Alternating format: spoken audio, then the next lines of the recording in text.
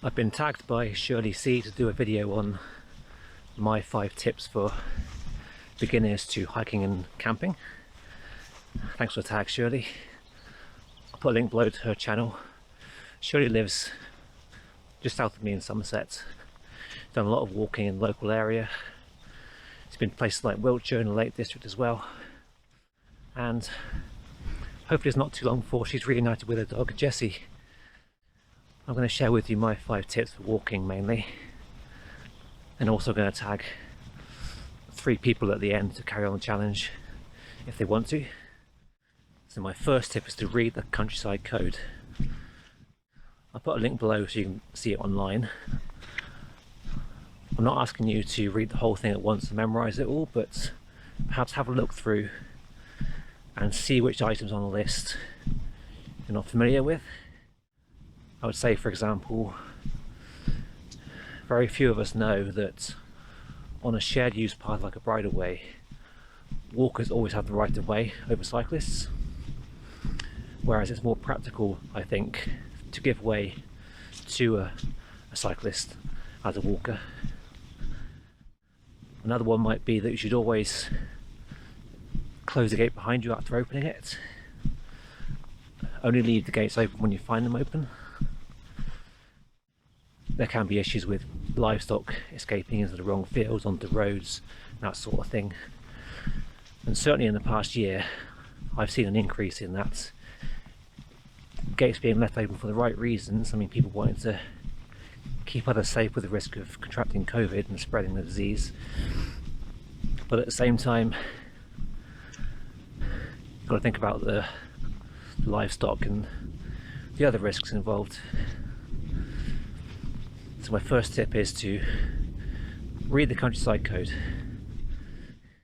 Tip number 2 is one you'll hear fairly often. I think it's worth reinforcing it as well, is always carry a map with you when you go out somewhere. Ideally a paper map, one you can rely upon in all weathers. A lot of us now are using technology, and the risk is that batteries die, signals need to be found sometimes, and if that's your only source of navigation then, and you lose something, then you're screwed basically, or you're going to find it hard to continue or turn back. So to those of you who struggle with map reading and compass work, have a look on YouTube. There are plenty of videos and tutorials giving you the basics of reading a map, understanding the lines, referencing where you are in relation to that map and the landscape. And the bare essentials, always close the gates, and the bare essentials of using the compass. Alright, my third tip is one I don't follow myself, and is to try not to be afraid to admit to making a mistake. So for example, if I'm walking somewhere and I realise I've gone too far and I missed a junction or turning, then I'll very rarely just turn around and go the right way. I will blindly soldier on in the same direction, hoping to find a new way around, and it doesn't always work out. Nearly got shot once near Wells. It's a true story. I nearly got shot. That's because of my own arrogance, I guess. My own fear of admitting I was wrong. I don't know. If you made a mistake, fine. Just turn around and correct it. Don't do what I do and just carry on, hoping it will just sort itself out, because sometimes it might, but it won't always do that. Tip number 4. Let's say you find a gate that's been chained shut, or a stile that's broken or overgrown, or a footpath in the field that's been consumed by a recently ploughed field, or crops have grown up and you can't follow the right of way. Any footpath obstruction, whenever you find one, make a note of where it is, take some photos, and that evening or the next day go to the local council's website and find a way to report it to them. All councils have a public rights of way team. Some have a simple contact form you fill out and submit. Others might have an interactive map you can use to locate the issue. But it's always worth reporting them, because if you don't do it, there's no guarantee the person behind you or the person before you will do the same.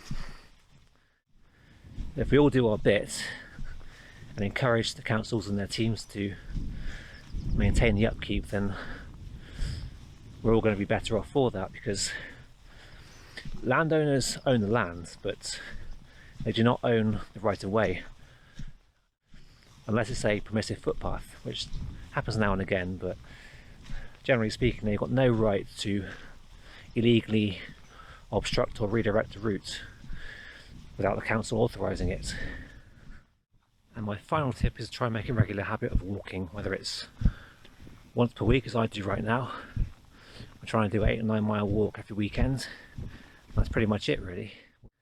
I have started running more in the evenings, so I'm doing 2 miles a time, probably 4 or 5 times in a week, and doing that is really good for me, both mentally and physically. But some are doing the walk 1,000 miles challenge, and for that you can do it in walking 2.7 miles per day, and that's really not much time at all. That's like 1 hour's walking for most people, and doing that will have great benefits for you, like physically and mentally as well. So whether it's once a week or twice a week, or I would say a minimum of once a week if you can, just get out and have a walk somewhere. I meet so many people who don't walk for weeks at a time, and then they try and do a 10-mile walk and suddenly they're struggling the whole way around. With a bit more regularity to your routines and practice, I'm sure they can make it a more comfortable experience. And those are my 5 tips. Now I need to tag 3 people to carry on this challenge. The first one is Gerry McVeigh, or McVeigh, I'm not sure which it is. And Gerry's been a long-term subscriber to my channel. He always watches and comments on my videos, I really appreciate that. I think of Gerry as an unofficial tour guide towards the Irish mountains over there, the Mourne Mountains and all that sort of thing. There's a lot of wild camping normally. Makes some really good videos, and yeah, Gerry, maybe you can give us 5 tips for wild campers or people visiting the Irish mountains for the first time maybe. And secondly, I'm going to go for Patrick Leach, the solitary Rambler. I haven't seen much from him recently. Hope you're doing well, Patrick. Patrick used to live down here in my local area a long time ago. These days lives up in the Peak District. He makes really good videos up there, also in the Forest of Dean area and all over the UK really. So maybe you want to give us 5 tips for outdoors filmmakers maybe? I don't know. It's up to you if you want to do the challenge.